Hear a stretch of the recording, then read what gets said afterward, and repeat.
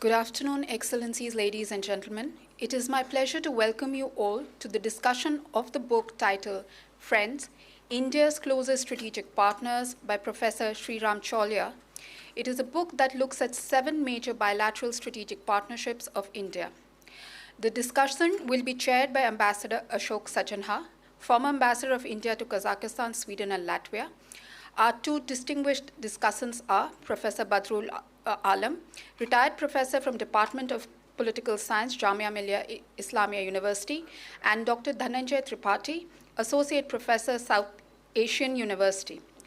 The discussion will be followed by a brief question and answer session, which would be moderated by the chair.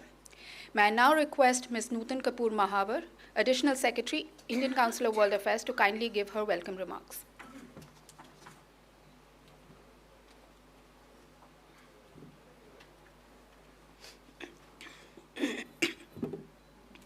Distinguished experts, members of the Diplomatic Corps, students and friends. Very warm welcome to this panel discussion. I would like to begin by focusing on the main title of the book, Friends. 28 years ago, when I joined the Indian Foreign Service, this word was still in use in diplomatic parlance, in communiques, in outcome documents, in dip speak. The 1971 treaty that we had with the Soviet Union, which was befittingly replaced in 1993 post-Soviet collapse, was called the Treaty of Friendship, for instance, which became important for India's Cold War period foreign relations, in addition to the policy on non-alignment and friendship with the newly independent colonies of the Global South. One can also cite the example of the 1970 UN Declaration on Principles of International Law concerning friendly relations and cooperation among states, which talks of friendly relations between states. Then somewhere along the line, the word partners began to gain currency, as opposed to friends. It was a curious shift, a not entirely comfortable shift. For partners depict a relationship that is transactional, as if the ties between countries and peoples were a business or a commercial or even a for-profit dealing or undertaking. The word friends, on the other hand, is beautiful. It depicts bonds, affinity, camaraderie, care, trust, and understanding. When I describe a country as a friend, it is immediately and easily comprehensible to a layman, uneducated in the intricacies of international relations, and even to a child. The word friend contributes to a positive imagery of countries and, more importantly, their people. After all, the 1970 UN Declaration on Principles of International Law concerning friendly relations and cooperation among states that I alluded to earlier talks of friendly relations between states and not of partnerships. ICWA welcomes this return of focus on describing countries as friends that the book by Professor Sreeram Chaulia that we have gathered here to discuss today symbolizes. No country wishes to be a loner. No country wishes to be an outcast. Countries seek constant validation and acceptance for their polity, economy, culture, and style of governance through friendships. The strategic content of friendships between countries have always been key. How can my friend assist me in my time of need? How can I assist my friend in its time of need?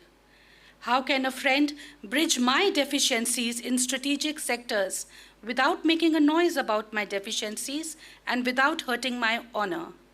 How can 2 friends keep their word to each other and not betray? Like persons, countries are known by the friends they keep. This does not mean that those that don't deserve to be talked to should be talked to, or that those who need calibrated engagement need not be engaged in a carefully calibrated manner. As stated in this book, India aspires to be a Vishwamitra, a friend to all, named after an ancient Indian sage This term amply reflects an aspiration for state behavior in international relations based on time-honored wisdom. For India, this aspiration is reflected in the ease with which it can engage with a G7 or a G20 or a BRICS, overcoming the North-South and East-West divides, or the ease with which it can engage with either party to a conflict, like Ukraine-Russia or Israel-Palestine, or to a traditional fault line, like Saudi Arabia or Iran, or India's contributions to peace on the Korean Peninsula in the 1950s. It is also reflected in platforms where India is able to bring together countries who may not necessarily be close friends with each other, but are unanimous in their view when it comes to friendship with India, such as IMEC, the India Middle East Europe Economic Corridor, or India's chairmanship of G20, as also elaborated upon in the book. The book is also premised on what External Affairs Minister Dr. S. Jaishankar, who launched this book, has said, that India aspires to be a leading power and not a balancing power. We have to be seen on our own merit for what we bring to the table as a civilizational state and not as a counterbalance. Counterbalances are Cold War relics that mirrored the US-USSR divide at the macro level in different regions of the world. This is not to say that we don't believe in competition. We do. We believe in competition, in competing for self-improvement, for securing our interests, keeping in mind our values, and for global good. We believe in shouldering responsibilities according to our growing capabilities. We have sound leadership skills. The book Friends, India's Closest Strategic Partners by Professor Sreeram Chaulia identifies 7 friends of India, as mentioned by my friend Stuti, and essays these bilateral relationships: Australia, France, Israel, Japan, Russia, UAE, US. It visualizes that these friends, if dotted on the world map, make an elongated arc, India's own arc of friendship, that can be perceived as a global string that joins the key dots from multiple outward spanning concentric circles or mandalas as envisaged by Kautilya, unquote. I must say here that 7 is an auspicious number in Hindu philosophy. I look forward to an engaging and lively book discussion. I welcome all the panelists and wish them all the best.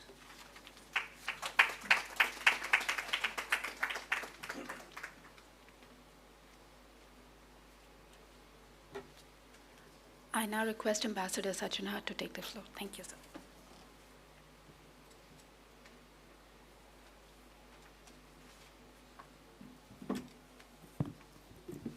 Thank you very much, Nutan, for your very substantive presentation, very substantive comments. I think they have really set the stage for our discussions today on this very important contribution that has been made to the study of evolution of India's foreign policy, particularly in the current day context. Let me first of all thank the ICWA for the invitation, for the gracious invitation to me to chair the session, and also to get all of you and all of us together here to deliberate on this very important theme, this very important subject.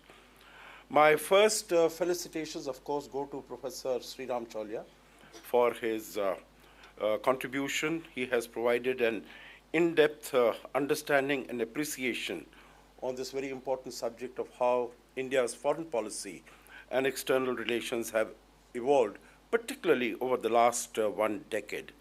I'm sure every one of us here is aware that Professor Chaulia is an eminent and accomplished author. If I'm not mistaken, this is your 6th individual standing book. Yes, okay.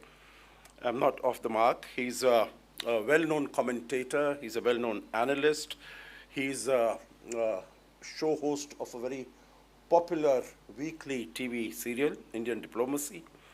And in addition to all these qualities, he's also very erudite and a very successful, eminent professor. He has brought in generations of young academics and scholars in the discipline of international relations. I think I can see several of them in the audience also today. I'll flag just a couple of points because we have some very well-known people who are going to be speaking in addition to the author himself. I think the unique perspective that, in my view, Professor Chaulia brings out in his book is that India needs to be treated as a sui generis entity, as a unique entity which cannot be compared to the other powers that have existed. For instance, there have been so many commentaries as to how can India be simultaneously a member of the BRICS, of the SCO, and also of the Quad, and whether these are not contradictory in some way or the other. And I think it needs to be recognized as to what India's role is there and how it has evolved as far as the BRICS is concerned. Started with 4 countries, basically large, developing, emerging market countries which wanted a better voice for themselves and a better place for themselves as far as the international economic and financial architecture is concerned. As far as the SU is concerned, there have been, some people have alleged that this is a China-dominated organization. Does India really need to be there? And I think we need to understand that the basic purpose as far as India's presence in the SCO is to reach out to the 4 Central Asian countries which are also members of this. And otherwise, of course, there are other possibilities of meeting other members. As far as the BRICS, we have seen it evolved, it emerged as an economic organization, but of course, in recent times, it has sought to get politicized. That notwithstanding, India has very clearly maintained that it might be, in our view, it is a non-Western organization. It is not an anti-Western organization. As far as the Quad is concerned, I think India has maintained very clearly that this is an inclusive organization. It speaks for a free and open Indo-Pacific. It speaks for a prosperous, secure, and an inclusive. It is not designed to be against any other country. Also, we know that this has emerged as a force for global good, and it provides alternatives to the countries in the Indo-Pacific.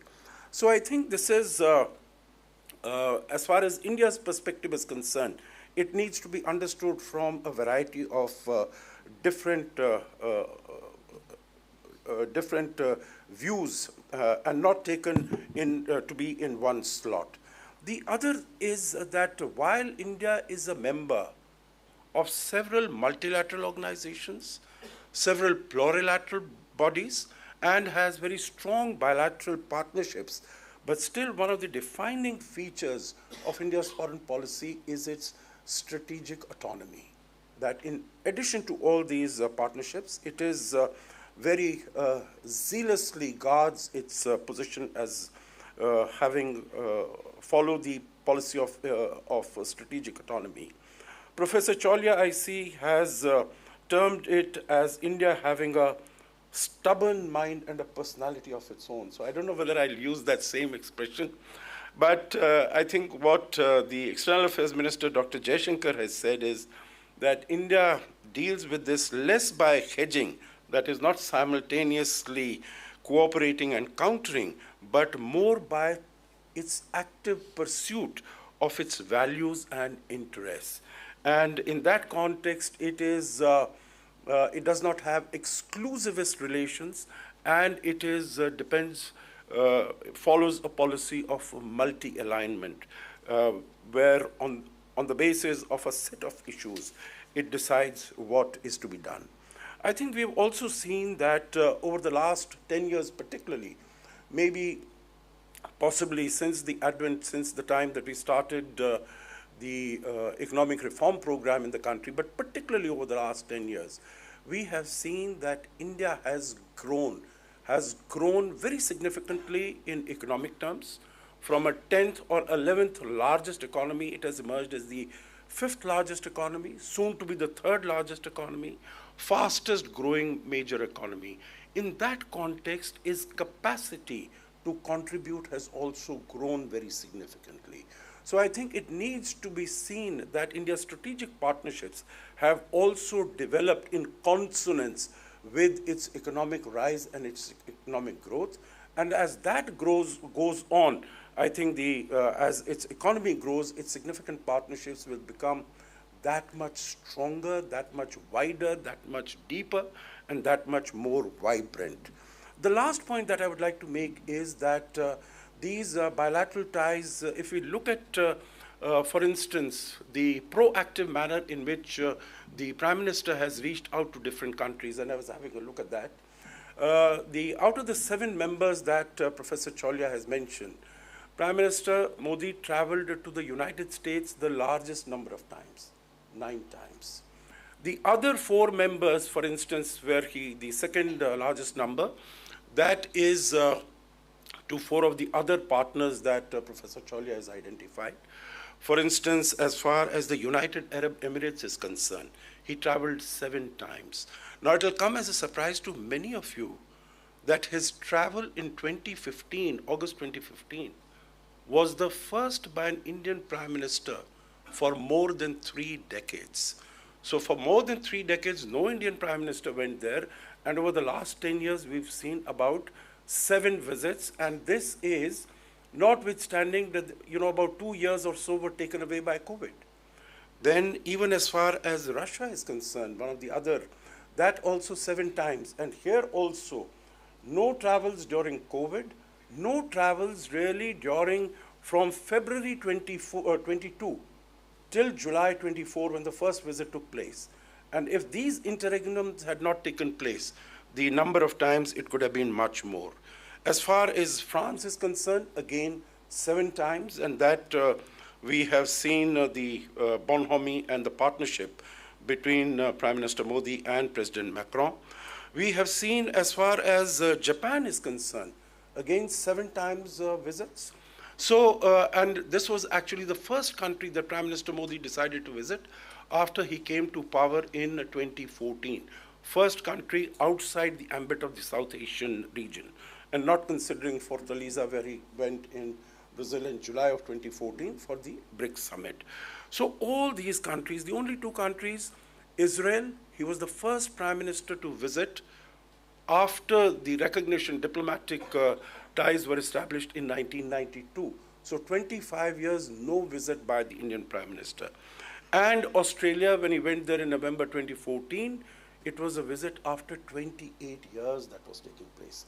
So the point I'm making is that bilateral partnerships have grown very significantly, all these, but of course there could be many more, and maybe Professor Chaulia, when he speaks about it, he's going to mention those. Along with these bilateral partnerships, they have also resulted in very strong, because when you develop that confidence, trust, and that comfort level, comes other strong plurilateral organizations. And we see the emergence of the Quad in 2017 particularly. You have the United States, India, Australia, Japan. You see IPEF, Indo-Pacific Economic Framework. All these countries and more are there. We see I2U2, India, Israel, UAE, United States. We see IMEC, in which again many of these countries are involved. And Australia, France, India, I could give many examples. So the point I'm making is, as India rises economically, strategic partnerships get that much stronger. Bilateral relations have grown, and they have led to a plethora of mushrooming of very many bilateral, plurilateral and multilateral settings. So with these few words, let me say what a great pleasure it is for me to welcome each and every one of you. We have the author himself who will share his thoughts about his book for about 10 minutes, and then we have 2 discussants.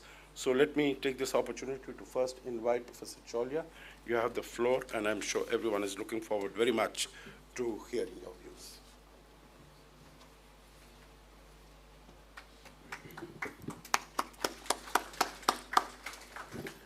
Namaste. Always I am overwhelmed to be in Sapru House, because those of you who know the history and the pedigree of this place It's the origin of all thinking about Indian foreign policy, even before we gained formal independence. So ICWA is an iconic institution of this country in our field of international studies and research on international affairs. So whenever I have had the privilege of being hosted for a book discussion here, I feel overwhelmed. So thank you, Nutanji and the team, means a lot to me.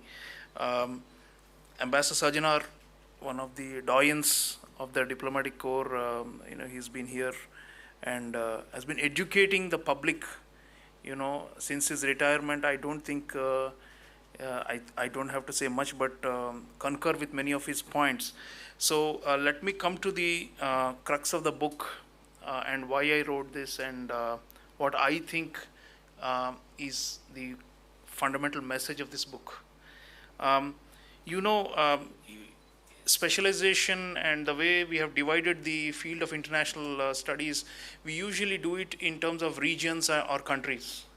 So scholars focus on one region or sub-region and spend much of their writing career on it. In my case, I have been more of a comparativist. So I cannot be called a specialist of any one country other than India. So what I have tried to do here, and I noticed that the literature also reflects that. So you'll have like a single volume entirely on Japan, India, entirely on Australia, India, entirely on France, India, entirely on Russia, India, and so many on US, India, and so on, right? Israel, India. So the genesis of this book was that I was thinking that there isn't actually a single volume that covers all our major partnerships or friends in one place. And obviously, when you cover so many countries, I have 7 case studies in 7 chapters plus a long introduction, right? You will lose some detail, but there is a trade-off.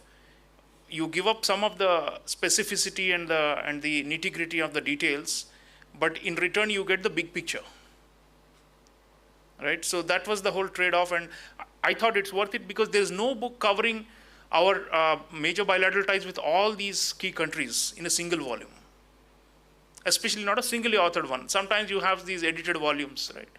So I thought that, so in a way, like Ambassador Sajjanhar was saying, this book is not so much about what we are doing with each country in a painstaking detail. Rather, it's about what is the import of this relationship. What is this relationship doing for India and for partner X or partner Y? And why do they need us? And why do we need them? And what does this tell us about the aspirations of both sides? And it's not purely bilateral either, because what we do with country X will have an impact on country Y also, because they are interrelated. In fact, if you see the cover, I believe the publisher has copies out there at the end, and I'll be happy to sign them. But if you see the cover, the blow up here, you can see how, for example, Japan opened up for us, I show in chapter 1, because the US was willing to open up to us. And because Japan is a treaty ally of the US, right? They have the concept of quasi-allies. For example, Australia and Japan are not direct allies, but by virtue of being part of the US hub and spokes network in the Pacific, they are called quasi-allies. So I've come up with a new term called quasi-friends also, because by virtue of being US allies, they are also friends with us in one way. But it's not just because they're taking the cue from the US. It's because many of these middle powers, I'm showing in this book, as you know, there are quite a few middle powers. We have Japan, Australia, France, Russia, because of the economic weakening. I consider a middle power, not a great power anymore. These countries, in one way or the other, also seek to diversify their partnerships, because they can't rely only on one security or economic guarantor anymore. So in a way, doubts about the US's strategic credibility actually benefit India's partnerships, because India is seen as more needed and more wanted by some of these countries because they can't put all their eggs in the US basket. Likewise, if you look at the countries from the West Asia or Middle East region, these two also, of course, are close US allies / strategic partners. But again, the issue about the waning credibility or the reliability of the US is there. And especially when you had that first Trump administration, I show how many countries began to think, okay, we need to have a broader set of friendships to secure ourselves and for our prosperity. And surely the second Trump administration will also accelerate this process. So what I'm saying here is India is not a substitute to the US.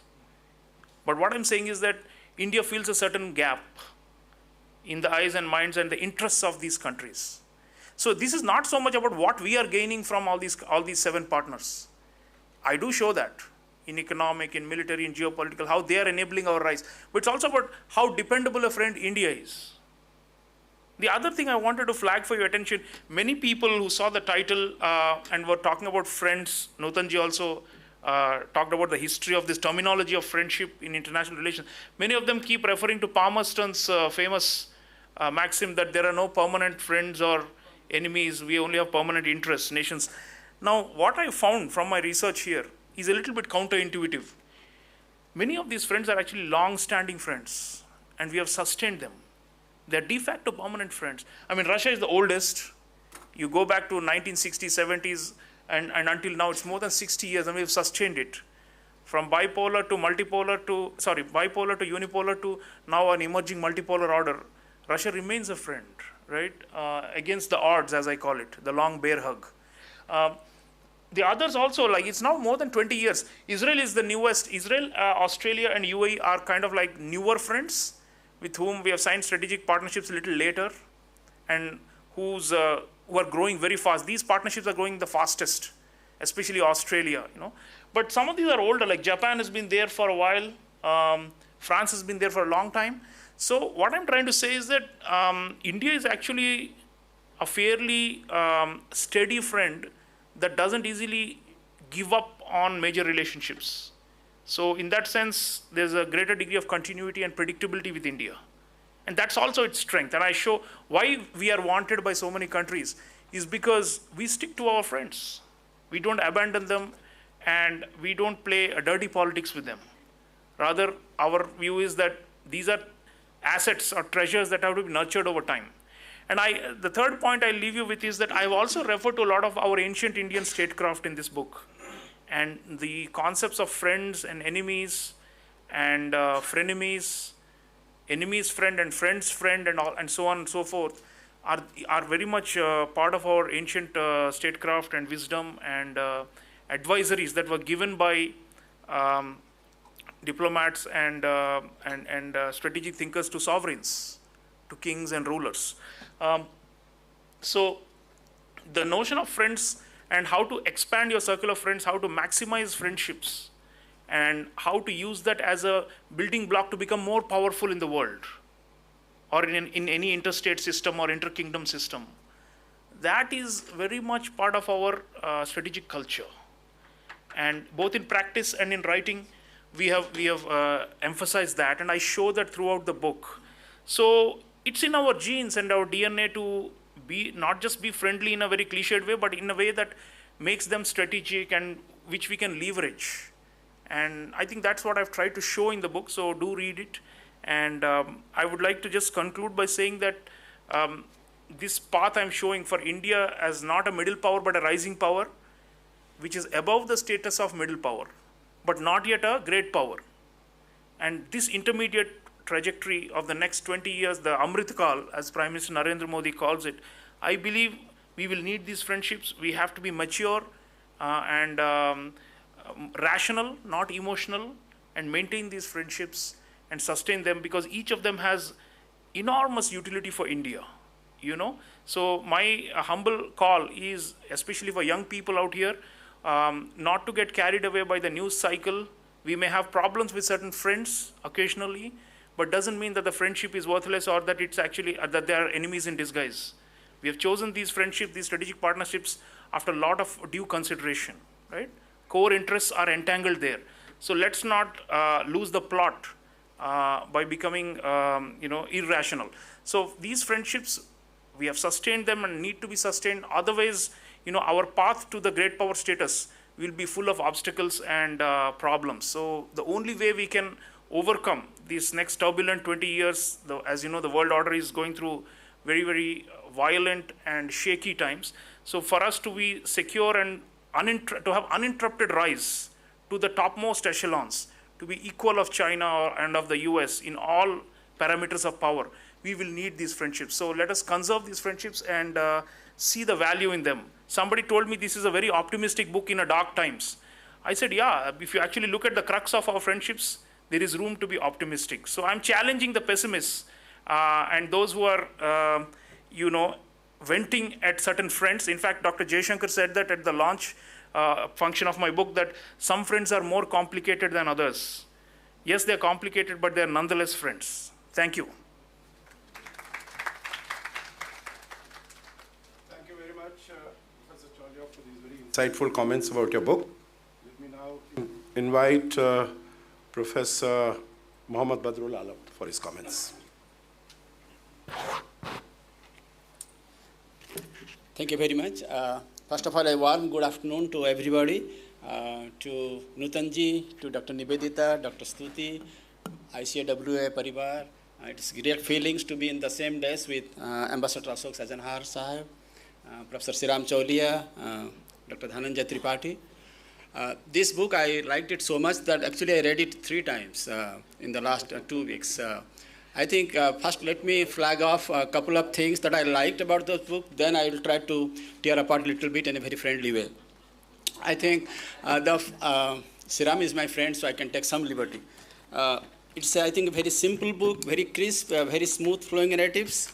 I think it's a very candid and lucid analysis with a critical insight with India's globalist outlook. So Nutanji talked about Vishwamitra, Vishwabandhu.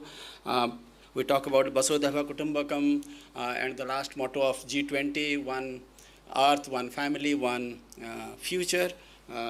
So I think, and the reason I said is a very modest book in the sense because he did not try to hit 6 balls in an over just like Yuvraj Singh.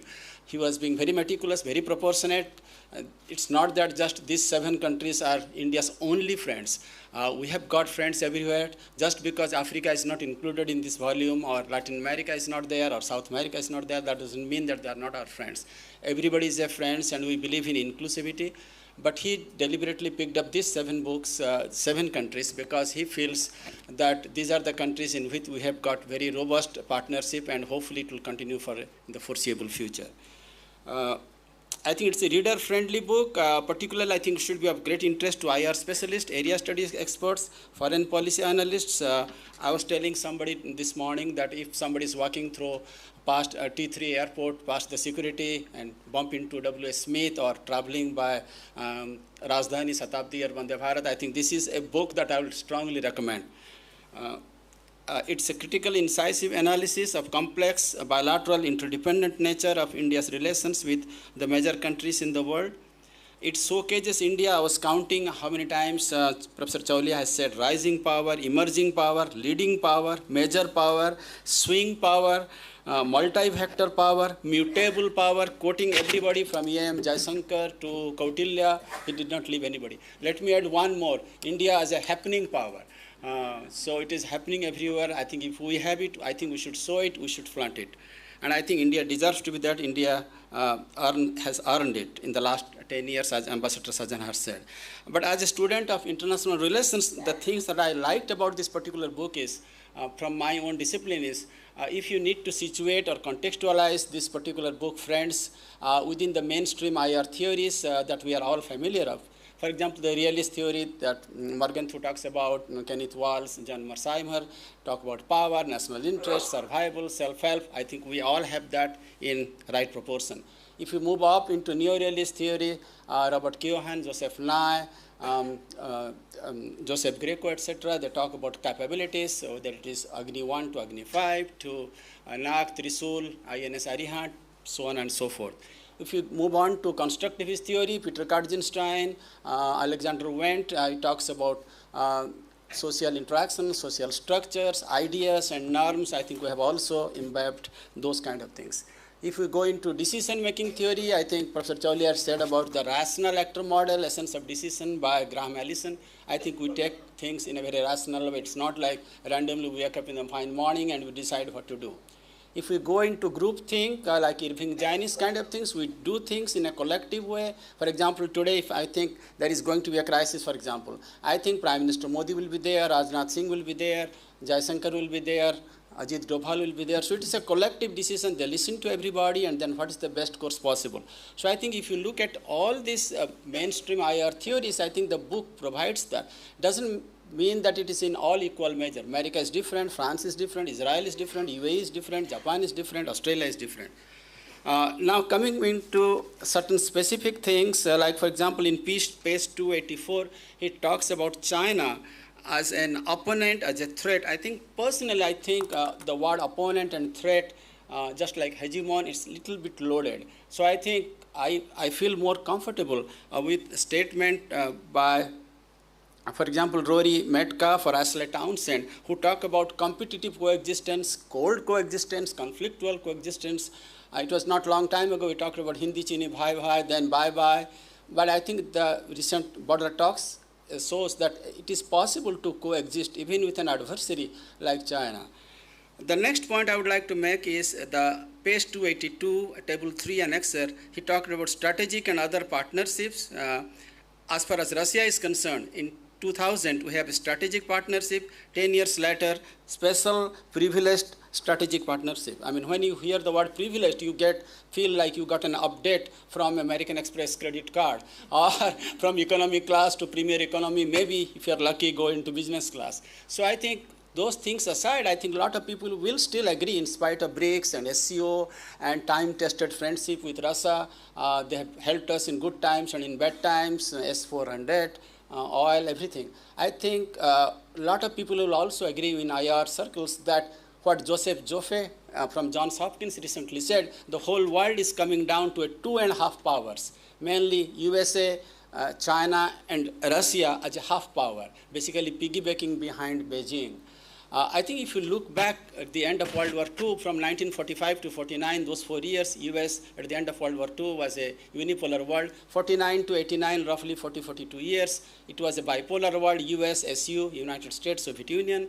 Then 90 onwards till 2000, again it was a unipolar world, US was the sole superpower. Again at the beginning of 2000, the 21st century, again it's a multipolar world. There are multiple clusters of power, multiple powers at different parts of the world.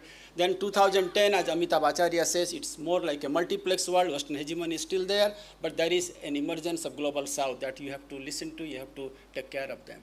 But I think in the last couple of years, again, some specialists will argue, again, it is a bipolar world. But the difference of that bipolar of the Cold War and this bipolar, it is mostly between US and also China.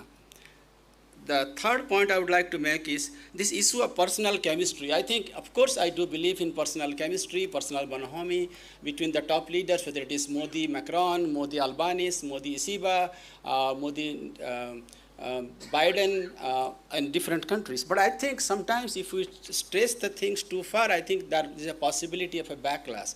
For example, I was thinking like Modi Bibi or Modi Benjamin Netanyahu. I mean, he's a very popular leader. He's the prime minister several times at different times in Israel. But let us say there is another leader in Likud party, Gantz or Gallant or somebody else. I mean, we still need to do business with him.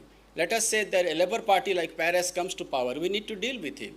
If there is a party called Kadima that comes as a solo like Ehud Olmert, either solo or in coalition, we have to deal with it. So I think I feel more comfortable with a bipartisan approach like the US things, like in the Clinton years, Democrats, 8 years, we had a good relationship. Then George W. Bush, Indo-US civil nuclear deals.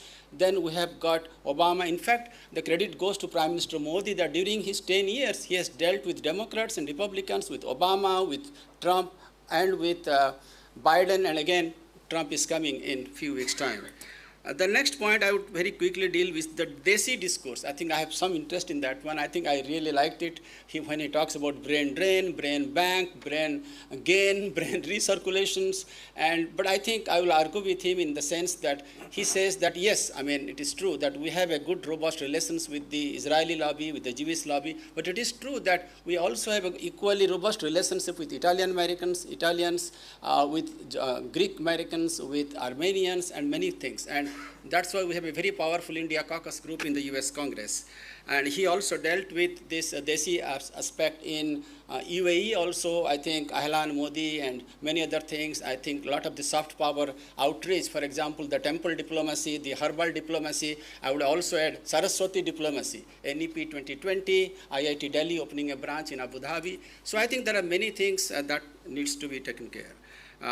India, Japan, his first chapter, he used the word, for example, rising sun and leaping tiger, peacock and koi fish. Let me make it a little bit more spicy, sushi and samosa, tandoori and tempura. So I think, but the problem is Japan is, again it goes back to the fundamental question, is Japan quote unquote a normal country? Because that has been bugging them since the first Gulf War of 1991. And they have to take care of China because of the historical past, Yasukuni Shrine, textbook issues, Nanjing Massacre, Senkaku Islands, so on and so forth. So how they will deal with that, with China factor, because it is there, it's a big dragon out there, so they have to deal with that in some ways. The next point I would like to deal is UAE. I think the omni-balancing factor, he talks about it. And also the thing is, problem is, if you really stretch out with everybody, maybe you will stretch out thin. I mean, so I think they need to take care of it. I mean, how to balance both, like string of pearls with string of ports, etc. So how to take care of those things. And also, in the Israel things, that I liked the term when he said Israel is a hard state, which in many ways is true because of the nuclear asymmetry. And also India is an assertive state. What happens if there is a role reversal, or if a country is both, or either one? So I think that also needs to be explained. Coming back to US, okay, now the Trump 2 is coming, 2.0, Trump returns as the world turns, okay, we don't know. I mean, all we know is from Trump 1, he's a very crazy person. In a way, I like Trump is because he's predictably unpredictable and unpredictably predictable. So, I mean, he's transactional, what he says he means, what he means is what he says, okay? When he says about I don't like this climate change things, drill baby drill, he means it, okay? So if you give, the thing is people think by instinct that maybe he will be against China, okay? But I mean, this is a double engine ka sarkar. This is Donald Trump and Elon Musk. This is Trump and Tesla. So the thing is, if he gets a good deal of selling few thousand more cars, electric cars in Beijing, okay, Musk can tell Trump to make a deal. So maybe he can play another Nixon in China. So, I mean, I will not be surprised if there is going to be some kind of bonhomie between Trump and Jinping in the short term to the intermediate term. So I think these are the things I need to say. There are a lot of other things maybe I'll share with Professor Chaulia in a separate time. Again, I would like to thank him very much for this great book, okay, for his latest baby, the 6th one. Thank you so much. Thank you. Thank you very much, Professor Badrul Alam. I think you've raised a number of issues, a number of questions. I'm sure in addition to Professor Chaulia, there are many in the audience also who would like to discuss those and maybe contest those also what you have mentioned. But thank you very much for your remarks. Let me now turn to the final speaker of the evening, Dr. Dhananjay Tripathi from the South Asian University. Also 10 minutes, please. Thank you, Chair. I think speaking the last has its own advantages. You can skip a lot of things, so I'll try to complete my comments in 10 minutes.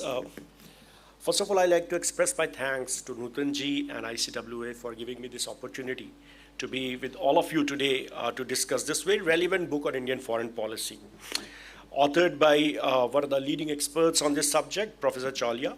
And I must congratulate you, Professor Chaulia, on this book, and thank you for authoring it at a moment when the world is in transition.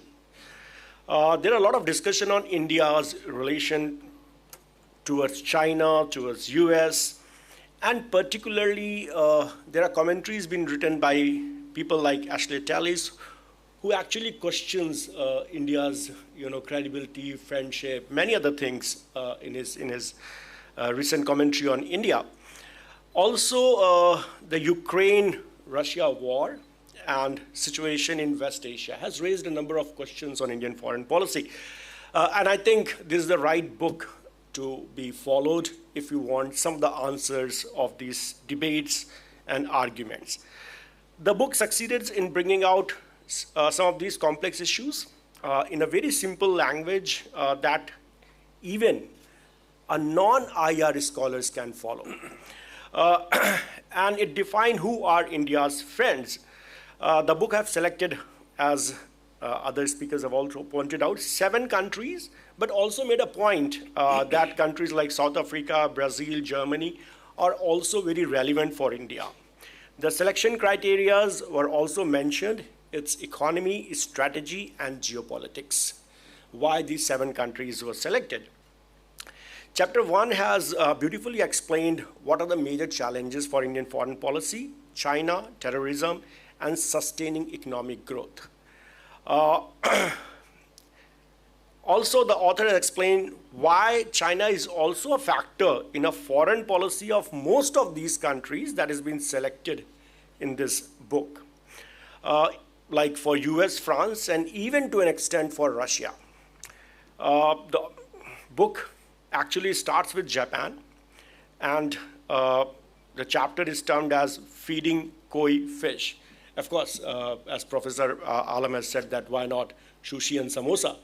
But the book has explained why this title and has gone on the explaining the personal chemistry between the Prime Minister Modi and Shinzo Abe. And the book has explained that India and Japan are 2 neighbors of China and had certain apprehensions towards China. And how Shinzo Abe actually has transformed or have taken out the Japan's foreign policy from his very pacifist understanding and brought this point that China is a potential threat and how Japan has to invest in India. I think wonderfully explained in this chapter. Also been explained like why Japan and India relationship was not being given priority despite a lot of ODA, official development assistance, being given from Japan to India and huge investment of Japan in India. There is a US factor that was there during the Cold War. That is very well explained. The second is Australia. Again, with Australia, it has been explained why Cold War was one of the factors and why it is not being taken into consideration by Indian foreign policy in that way. But Australia also have 2 major issues, and that is China and terrorism. The book has actually brought out these issues, but also the personal chemistry. Already been discussed how many times Prime Minister Modi have visited to a number of these countries and what kind of relevance he has given to Australia. There is one critical point being mentioned on Australia, that India and Australia also have to really take care of the trade balance. And that is relevant. The third is the US, and I really enjoyed that chapter. It's a very honest description of India-US relation. I think you won't get it very easily, this kind of discussion on India-US relationship. It explained about the Cold War, and on page number 132, it discussed how the largest and the oldest democracy have not been on the same page during the Cold War. What was the reasons? Then explained the China pressure on the India-US relationship. What is the China pressure? And also have pointed out, as I said, it's a very honest description, also said that why the sudden exit from Afghanistan, and also on Bangladesh. I think very well discussed some of these critical issues between India-US relationship. It's not only about praising, but critical points are also being discussed. Of course, Russia is the next in the book, and as explained, from Soviet Union to Russia, it remained one of the very solid friends of India. The book started with the chapter starts with Rajnath Singh's visit to Moscow at a critical time when there was a Galwan Valley case had happened. and Russia has expedited the military supplies for India. You know, a lot of questions being raised during that time, the Ukraine-Russia war, that why India is supporting Ukraine. I think some of the answers is in this chapter. Please read it. The next is France. And I really like the discussion on France, and it's been mentioned by Professor Chaulia that France has always maintained a very independent position in the Europe. It's a very autonomous mindset and a mindset of a great power. France have never been on a critical side in 1974 and 1998 when India has done its nuclear tests. And France and India are two very relevant power in Indo-Pacific. The chapter 6, the sixth partner is Israel. And it's very well explained like how India has criticized terror, but at the same time supported the two-nation solution. Again, a very, very honest description of India-Israel relationship. And there is a mention in the book that how India-Israel military relationship can go further, but there is a US issue in that. Seventh is the UAE. And it has been mentioned that how during the revocation of Article 370, Pakistan has tried its best to convince UAE and Saudi Arabia to be critical of India, and how India has diplomatically not allowed that to happen. UAE is one of the investors in Kashmir and other parts of India, and UAE also have a concern for terrorism. A fantastic book, Professor Chaulia. Relevant themes and timely publication are three phrases that I would like to use for this book. I would also like to mention, before I close, that one need to read for the young audiences, I would say that 3 books together. One, again, by Professor Sreeram Chaulia, and that is the Modi Doctrine. Second book, I think, by Indian Foreign Minister, Professor Dr. Jaishankar, Why Bharat Matters, and this book. If you read these 3 books, you will get a very concrete and a comprehensive understanding of the contemporary Indian foreign policy. And I feel that these 3 books are going to stay with IR scholars in India and abroad for a very long period of time. And I would like to close with one sentence from the book, from the conclusion, and which actually Nutanji has already beautifully summarized what friends mean.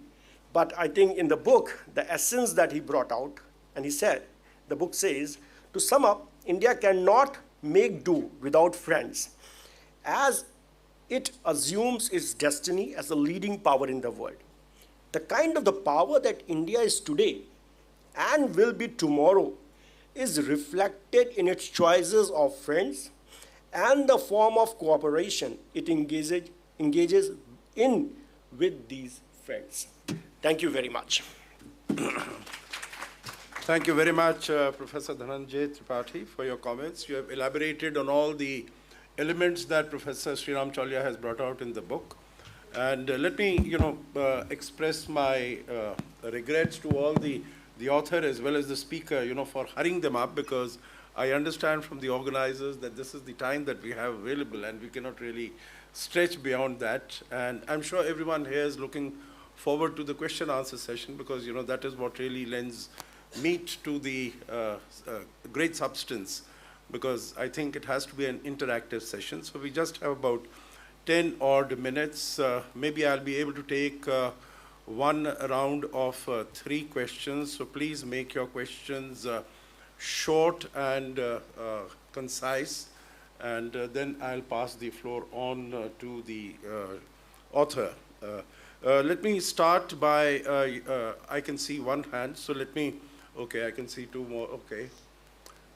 So very quickly, I also had a question that I wanted to ask. Let me put it very quickly first, and then I'll go to the other, those who want to ask questions. One is, Sreeram, in this book, we see that there is you have not included any country from the neighborhood, from SAARC, from BIMSTEC, not even from the extended neighborhood, which is Central Asia. Of course, You could also consider that United Arab Emirates is also a part of the extended neighborhood, but maybe that's getting a stretch, not one from the ASEAN. So what do you attribute that to? I have a few other comments, but maybe I'll reserve them for the chai pe charcha after this. So first, yes. That was my question actually, why not even Singapore run from ASEAN or the neighborhood? Okay, okay, so that's good. So then we have, okay, first here, yeah. So good afternoon everyone. My question is of course to the author of the book. Sir, how much of a potential do you see in India's strategic partnerships to address non-traditional, non-strategic security threats such as pandemics, cyber threats, natural disasters, etc.? And do you see any conflict between these and more pronounced threats when counting ties with a strategic partner? Thank you. Yeah, maybe you could introduce yourself and then anyone else who Yeah, has the so question. sir, I am a third-year student at National Law University, Sonipat. I am Yash Chandan. Okay, Yeah. yeah, there. And I saw one at the end, yeah, I'll come to you. Yeah, my name is Dr. Sarojit Dudeja.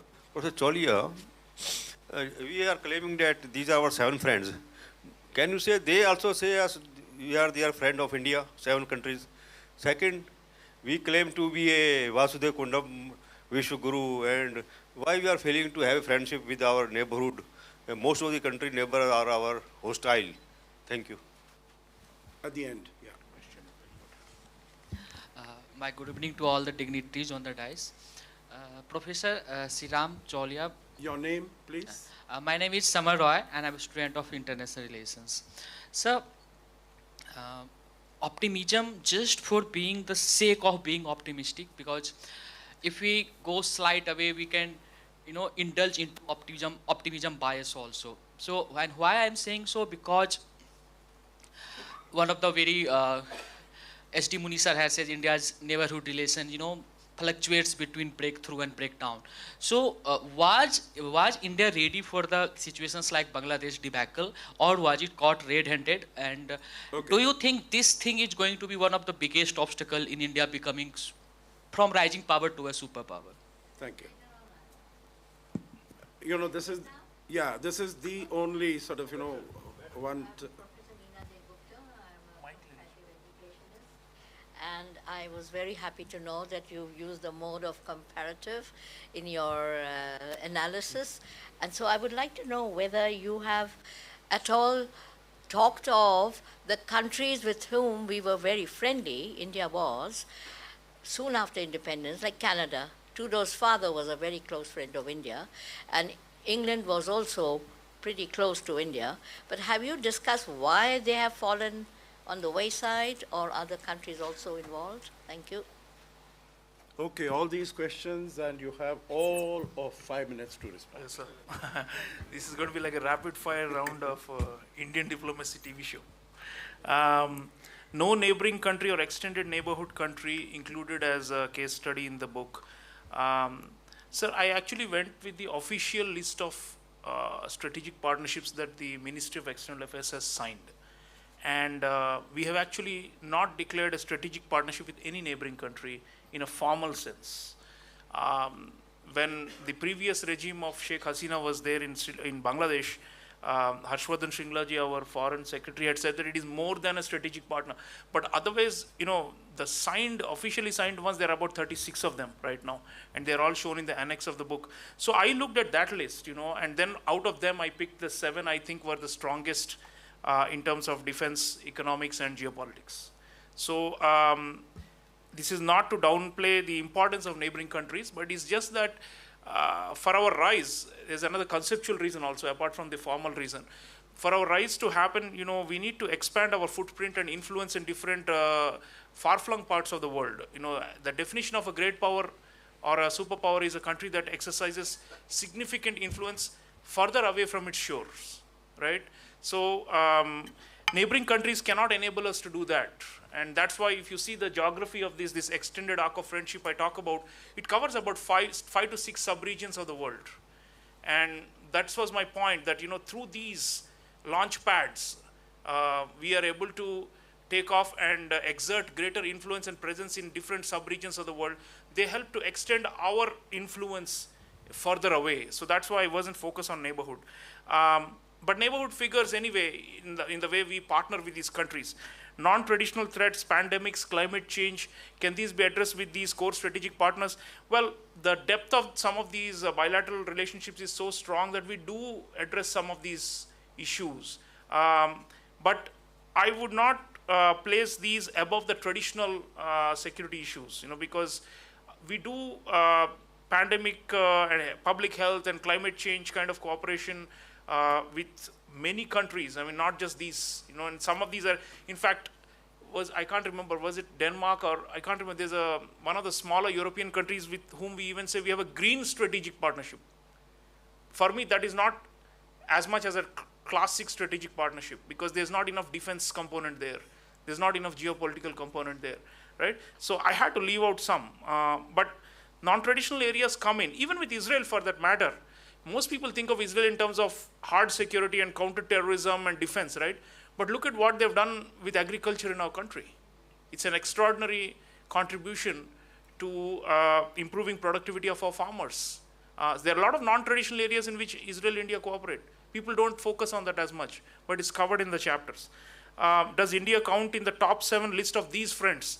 That's an interesting question. I don't know if they've made a top 7 or a top 5 list in all these countries, but India definitely will figure in the top 5 for every one of them. In fact, Abe-san, the great Shinzo Abe, once predicted that the Japan-India relationship will one day be even more important for them than the Japan-US relationship, which is the core security alliance, right? So I think for all these countries, there's no doubt that India figures right up there. It may even be one of the top 3 partners for most of these countries. We'll have to actually find out if they've actually given a rank ordering. But if they do a rank ordering, India will be right up there. Does India count, optimism bias in the book. Is there optimism bias? Am I being too naive about the benefits and the utility of these friends? No, actually, if you read the chapters, I do talk about problems we have with all of them, many of them, and I do talk about how we have tried to overcome them. I do, like was being said, that it's a candid reflection of our relationships. I do mention the downsides and where we have not been able to coordinate. The classic example is with the US in countries like Myanmar and Bangladesh.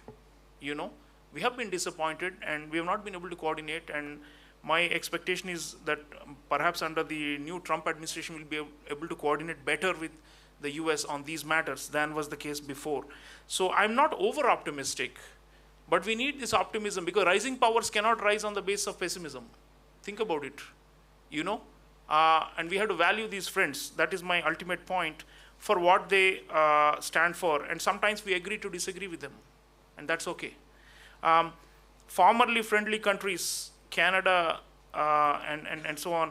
Ma'am, I'll give you a very counterintuitive example of a formerly friendly country. It's the People's Republic of China. Until, in fact, we have signed a strategic partnership with them in the year 2005.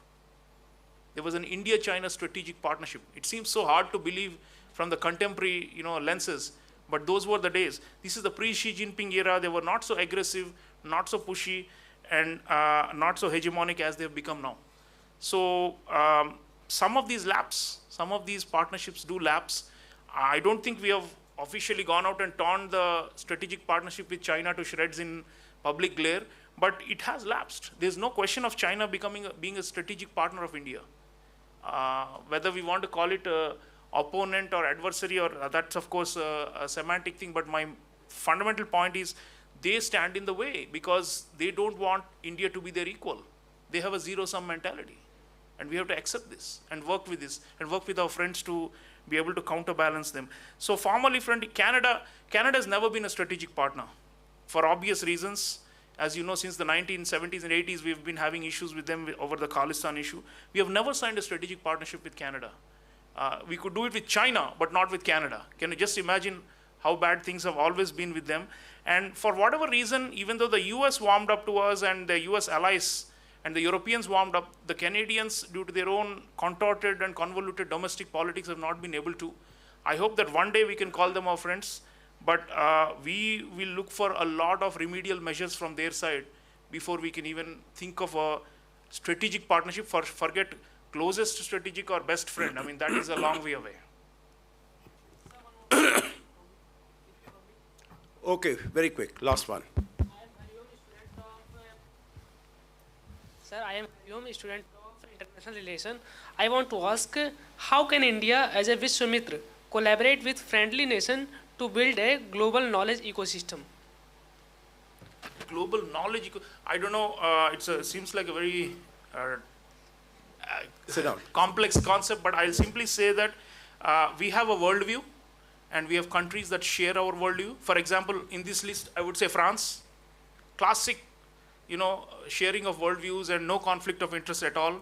So we work with them to advance these concepts in the world. And many of these countries, barring probably the US itself, and we don't know what is the US position on this, many of these countries want a multipolar world order. So they're at that level, at the level of concepts and knowledge, we are with them and there's a convergence of interest, and we try to promote these values on the world stage. It's not just a hardcore defense and hardcore trade and investment. There are also these softer ideas which we promote, and I argue in the book that these friendships also help to burnish our soft power and our image on the world stage also. So in terms of knowledge, I don't know whether we are jointly producing any knowledge, but certainly at the level of concepts, there is convergence, if not congruence, and we promote these ideas and values, and that helps us to also be seen as moral power that has a certain, we bring certain ethical approaches to international relations. And if we have more friends echoing our views, for example, Prime Minister Modi's view that this is not the era of war, that has been echoed by so many of our core strategic partners, right? And that helps to amplify the message and also helps to show that we are generating solutions to big world order problems. And in collaboration with friends, when we do these things, it has greater impact than just we, plowing a lonely furrow and simply doing it for ourselves. So I think at that level, there is some convergence. Yeah. Thank you very much. We come to the end of the program. Let me first of all thank the ICWA, Nutan and Stuti and all the others who were there for arranging this, all of you for coming here, and for this very interesting questions, and of course our author and the panelist. The way I look at the book is it is an eminently good read. Even I think, of course, it's very useful for scholars, it's very useful for practitioners, it's very useful for researchers. I was very impressed, Sreeram, when I saw that the amount of research that you have done. As I think Professor Badrul Alam also said, there are so many international scholars that have been referred to in your book, the footnotes. I think it goes up to about 500 or something, if not more than that, yes. So I think it is really condensed and it contains a lot of very useful information, and not only information purely as information, but something very, very analytical and bringing out all the points. Now, let me try to address just two issues that were raised, one by Professor Badrul Alam when he said, that these personal relations, could they act as obstacles in terms of taking forward a partnership? I think the way I look at it, and Sreeram, maybe offline over tea we could discuss this even further, that they are really act as a catalyst in terms of taking your relationship forward. And if you look at the previous experiences over the last 10 years, just to give you an example, I think when 2014 Prime Minister Modi had come in Australia, we had Tony Abbott as the Prime Minister. That changed to Scott Morrison, again, conservatives there, and then Albanese, a liberal. The relationship has continued to evolve and continued to grow. And Prime Minister Modi has had excellent relations with all three of them. You look at the United States also, whether it was, at the Howdy Modi event, everyone was castigating Mr. Modi for saying, ab ki baar Trump sarkar. But when Mr. Biden comes, he says that this is India-US partnership is the most important partnership in the world for them today, in the 21st century. I could give you many more examples. So I think the fact is, what it has been made clear by our leadership, that when our Prime Minister reaches out to the leadership of any other country, it is being done in terms of what that country represents through its leader. It's not a personal relationship in that sense that, India's position always has been and is also, in the case of Bangladesh, I think there was a question on Bangladesh, India will always work with the government in power, whichever government in power. And I think we have been eminently successful in that. I remember in 2014, when the BJP Prime Minister Modi, before even he had taken the oath, and his party had won power, he got the call from President Barack Obama.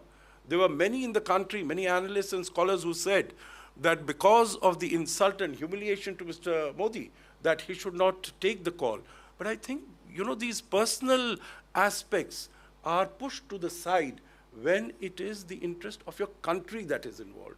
And I think that is what we have seen over the last so many years. And the last comment on your question, madam, about Pierre Trudeau. The relations at the time of Pierre Trudeau were not good at all. Let me assure you, even at that time, the person who was responsible for putting the bombs in Kanishka, we had made a request, Talvinder Singh Parmar, we had made request for extradition. Like today, we have made request for extradition of 26 people.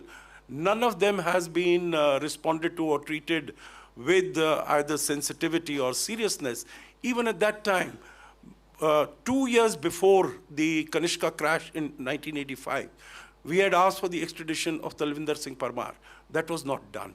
So I think right through, as far as Canada is concerned, there has been a lot of insensitivity to our core security concerns, and that is why you see these problems that come in this way.